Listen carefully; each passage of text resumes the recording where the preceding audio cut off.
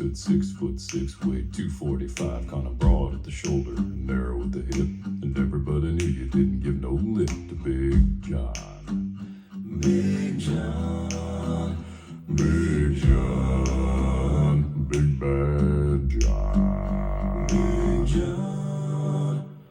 Well, nobody seemed to know when John called home. He just drifted into town and stayed all alone. Didn't say much, kinda quiet and shy. And if he spoke at all, he just said hi to Big John.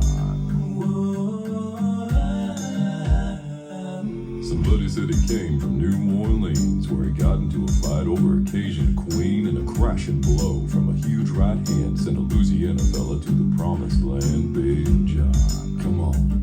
Big John, Big John, Big Bad John. Well, then came the day at the bottom of the mine when a timber cracked and men started